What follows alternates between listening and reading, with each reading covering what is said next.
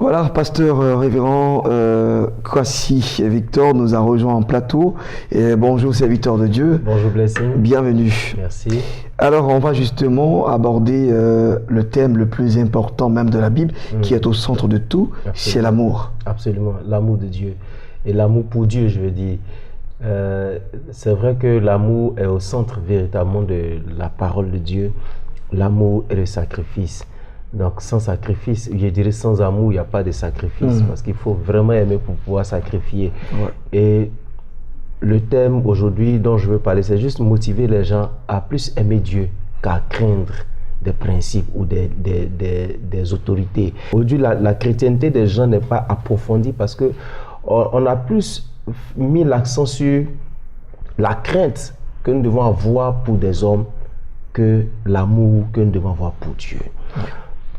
Jésus, quand il rencontre, après sa résurrection, ses disciples, il demande à Pierre, « Pierre, m'aimes-tu » Jusqu'à 3 reprises, « Pierre, m'aimes-tu » Il dit, « Si tu m'aimes », il dit, « Paie mes agneaux » et après, il dit, « Paie mes brebis » à 2 reprises.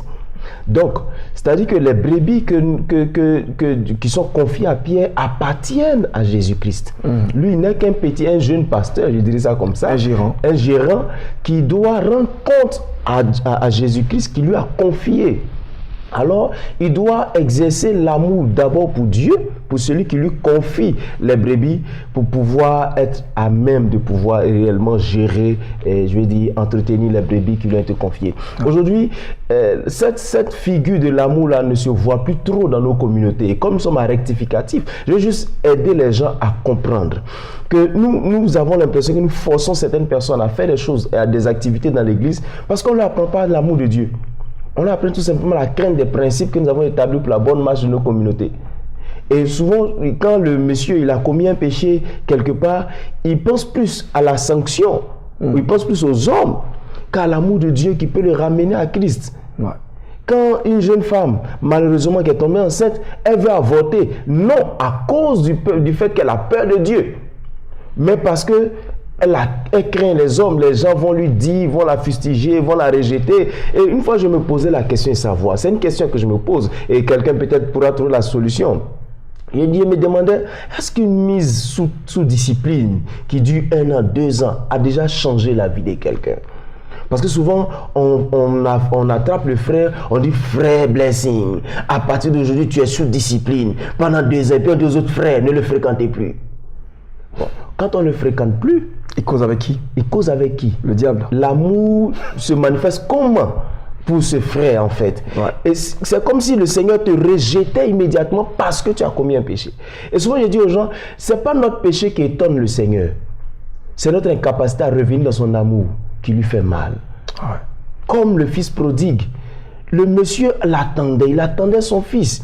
Il s'attendait à ce que son fils revienne. Donc ça allait lui faire mal que son fils ne soit plus revenu. Sinon, ce n'est pas qu'il ait pris l'argent qui est le problème. C'est le fait qu'il ne reviendrait plus qui allait être le problème pour lui. Donc je vais exhorter les frères à plus aimer Dieu pour pouvoir mieux faire les choses de Dieu qu'à craindre les gens. Parce que c'est vrai, je ne suis pas en train de dire qu'on ne doit pas respecter nos autorités. Mais aujourd'hui, j'ai l'impression que les principes que nous établissions pour la gestion de nos communautés dépasse même l'amour de Dieu, surpasse la présentation de cet amour de Dieu aux gens qui doivent en bénéficier. Et souvent, nous oublions que nous devons rendre compte. Nous avons l'impression même que les gens nous appartiennent en propre.